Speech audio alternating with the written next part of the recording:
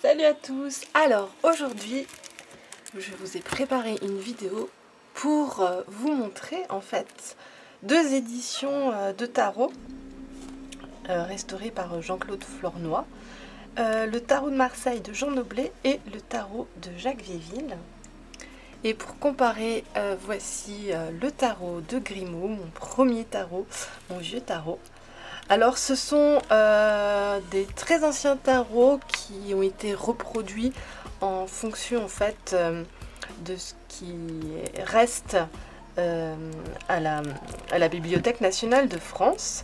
Et j'avais envie en fait de comparer un petit peu les lames comme ça, des éditions qui sont le plus proches des éditions originales du tarot de Marseille.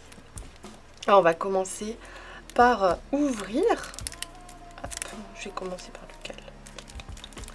On va commencer par celui-là. Alors, on va comparer uniquement les majeurs, les lames majeures. Donc, le Noblet vient avec un petit, tout petit carnet. Et lui vient accompagné de lames mineures et de lames majeures. On verra que ce n'est pas du tout le cas du Véville. Et pour comparer, on va s'arrêter au majeur. Ici, voilà. Et je vais remettre tout ça en fait. Pareil avec le tarot de Véville.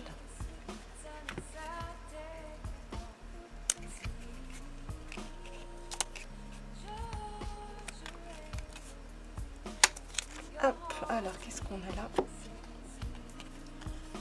On a une petite historique en fait de ce tarot en plusieurs langues. Voilà. Et alors il arrive dans deux sens en fait.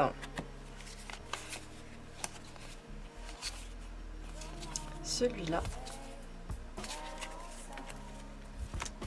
et celui-là.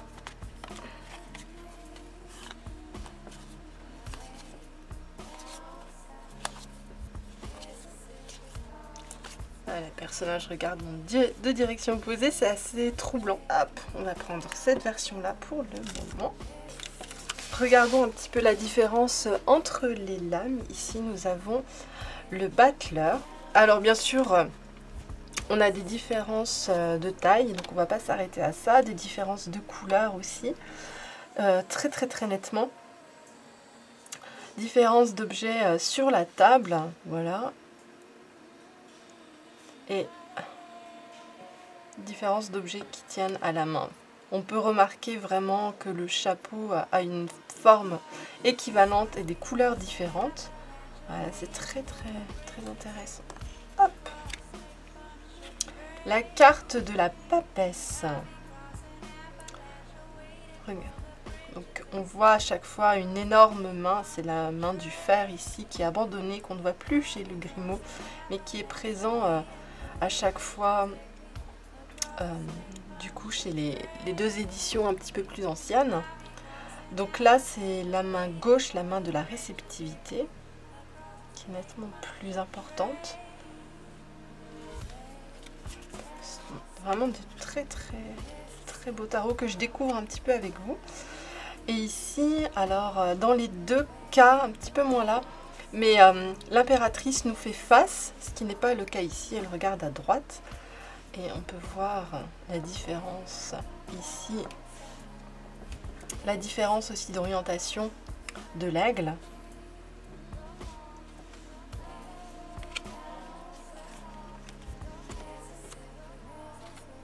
Et effectivement, dans le Noblet, l'empereur regarde à droite alors que dans les deux autres, l'empereur regarde à gauche.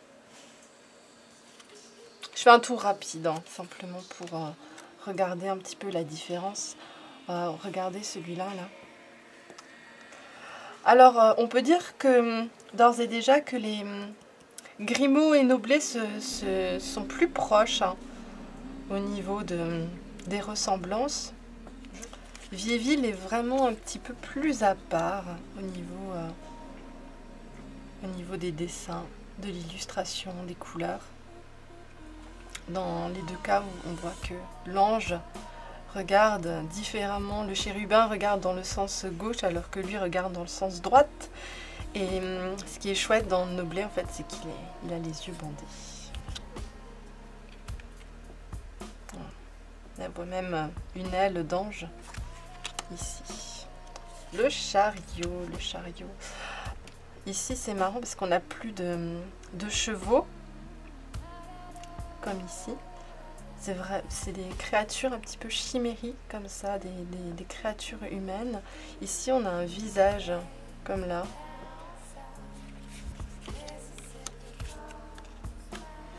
La justice.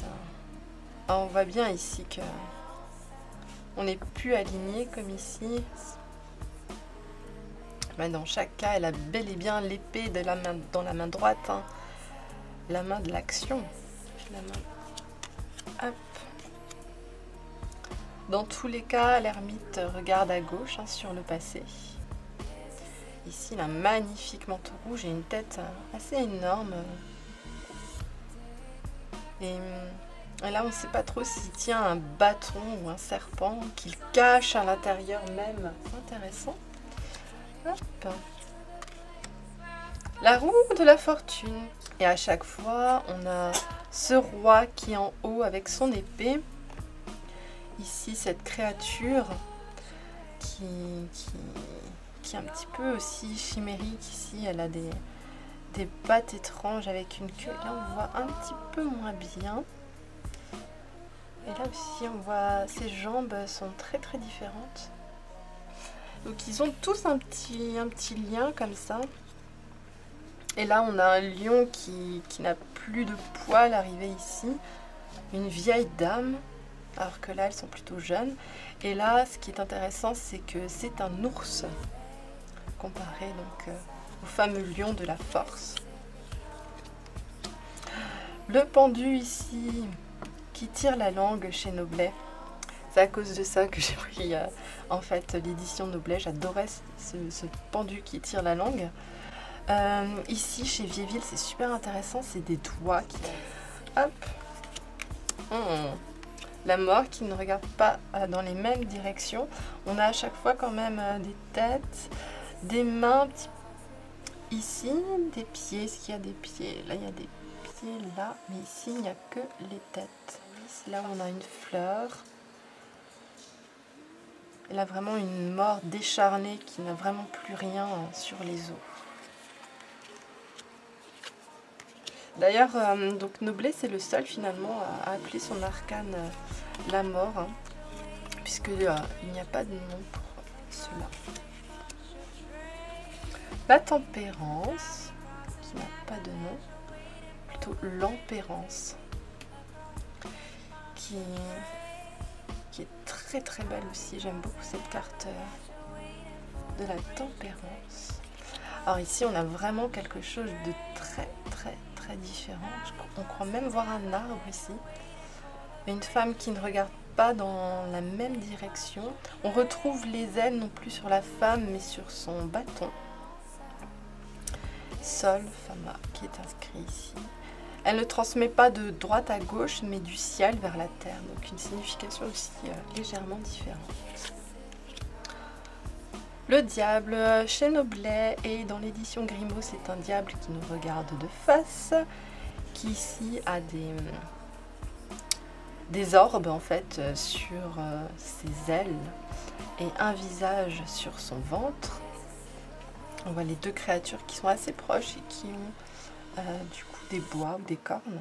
Qui a aussi ce visage là et celui-là qui rappelle le chariot, ce qui est plutôt intéressant parce qu'en fait le chariot représente pour moi la réussite, mais une réussite un petit peu chimérique comme ça qu'on ne dirige pas, on y va, mais et qui est marrant parce que du coup ça peut être le diable qui conduit finalement le chariot.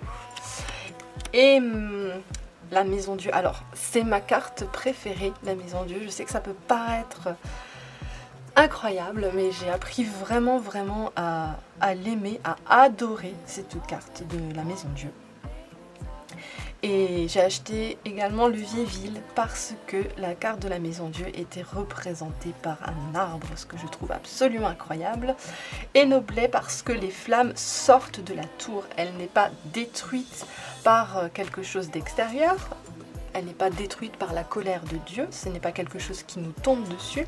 Mais plutôt dans l'esprit psychologique, c'est plutôt quelque chose qui pousse vers le soi, vers le soleil et qui va libérer une quantité d'énergie au point de vraiment de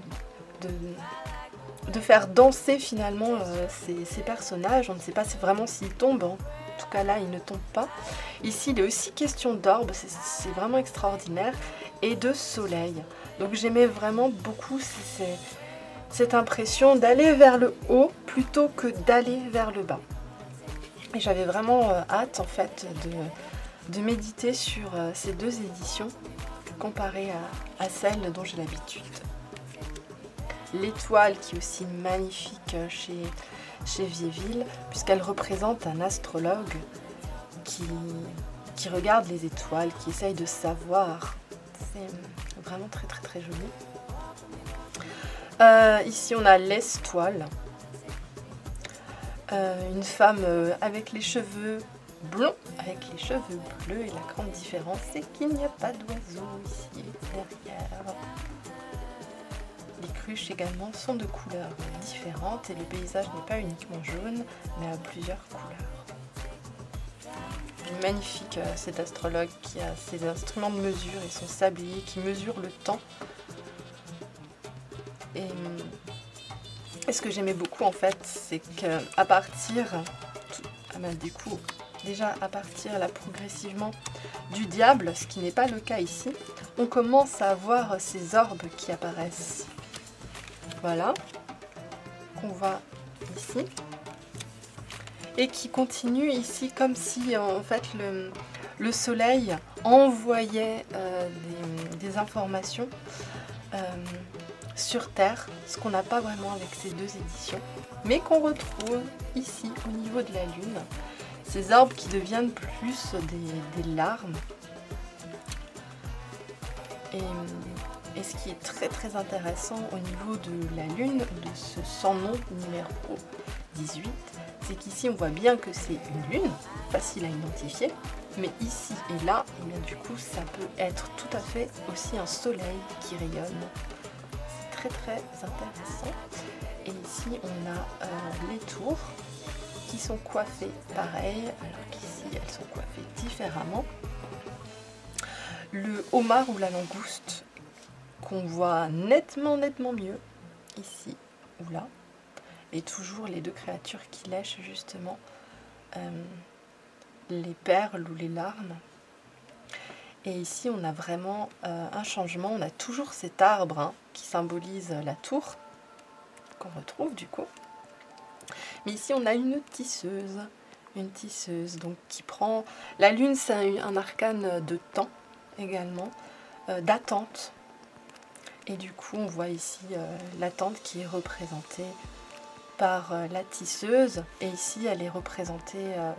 par le homard qui va muer au bon moment, et on attend, et pendant la mue en fait, le temps que sa carapace se reforme, il va aussi être dans l'attente, il va devoir se cacher et patienter. Et ici c'est dans l'action même que l'attente est signifiée.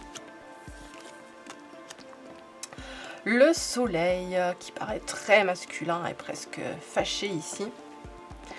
Toujours ces larmes, mais ici il y a beaucoup moins de couleurs. On avait chez Vieilleville du rouge, du chair et du jaune, et progressivement comme ça on perd le rouge qui n'est plus qu'ici. Donc on a trois représentations du soleil. On a ici deux créatures, les deux jumeaux, là et là. Ici c'est un cavalier. Dans tous les cas ce sont des créatures nues, ou en tout cas dans les jumeaux semi-nus. J'aime beaucoup le mur là de toutes les couleurs qui est derrière. Et donc cette signification très différente avec un soleil vraiment très très dur chez Viéville. C'est très intéressant. J'aime beaucoup ces différences. La carte du jugement est particulièrement proche dans tous les cas. On a vraiment la femme à gauche dans tous les cas et l'homme à droite. Et toujours cette créature très étrange qu'on dit androgyne, comme un mélange des deux, parce que ce sont les deux côtés qu'on peut analyser. Et ici on voit peut-être même un petit peu une aile angélique. En tout cas, Viéville a une tête un petit peu même masculine. Ici, on a vraiment un cercle, une couronne sur la tête. Dans les deux cas, on conserve les perles, larmes de lumière qui viennent des cieux. On a toujours le drapeau, on a toujours l'ange qui joue de sa trompe. À chaque fois, il est dans sa bouche, mais ici, il s'apprête à jouer. Et là, on a en plus un paysage avec même une église derrière. Autre carte que j'affectionne énormément, mais ça, je pense que c'est le cas de tout le monde, c'est le monde. Et on retrouve tous les animaux ici. Tac, tac, tac. Avec donc l'ange à gauche, l'aigle à droite, ce qui n'est pas le cas pour Viéville. On a une femme un petit peu plus androgyne dans ce cas-là, qui regarde vers nous. Elle a à chaque fois le sceptre. Ici en plus, elle a vraiment l'épi qui est tissé dans l'amande du monde. Et en plus ici on voit bien que c'est un être réalisé, bon on le comprend vis-à-vis de ça puisque du coup il y a l'équilibre des 4 dynamiques humaines, mais ici voilà en plus on a... Ouais, enfin c'est...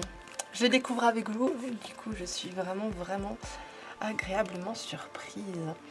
Et ici donc le mât, le fou pour Noblet.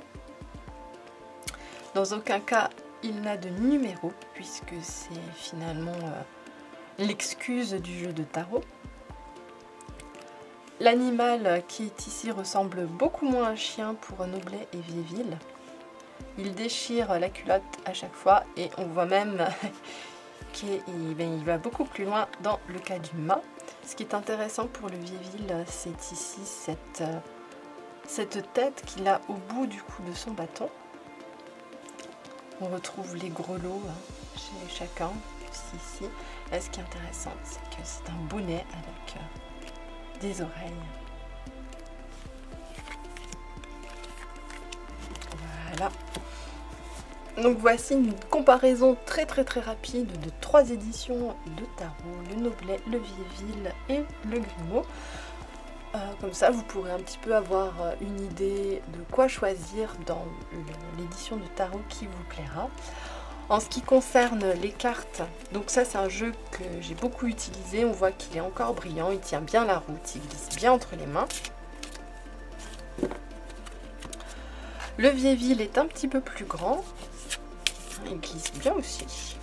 Ce sont des cartes vraiment bien plus épaisses, hein. Celle-là elle se tord, etc. Là on voit qu'on n'est plus vraiment dans un jeu de populaire, quoi. On est vraiment déjà un petit peu plus dans une carte ouais, qui tient, qui est beaucoup plus résistante. On verra dans le temps. À l'arrière,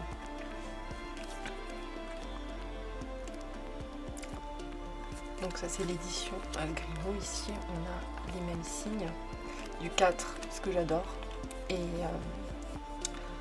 de l'abeille. Voilà, ouf, je vais adorer ça, avec la croix, etc. L'édition Noblet est plus petite, plus passe-partout, mais tout aussi cartonné et qui fait vraiment pas fragile. Qui est très agréable à prendre en main en fait. Ouais, j'aime beaucoup ces 3 éditions. Je reviendrai vers vous pour vous dire finalement avec laquelle je travaille le plus, laquelle est au niveau coup de cœur, celle qui fonctionne le plus au niveau de l'intuition. Et sur ce, je vous laisse. J'espère que cette vidéo vous a été utile. N'hésitez pas à me donner vos commentaires si vous voulez plus d'informations sur ces 3 jeux.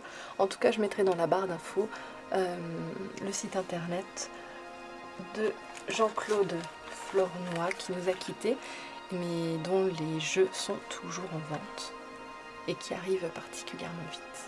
Top. À bientôt!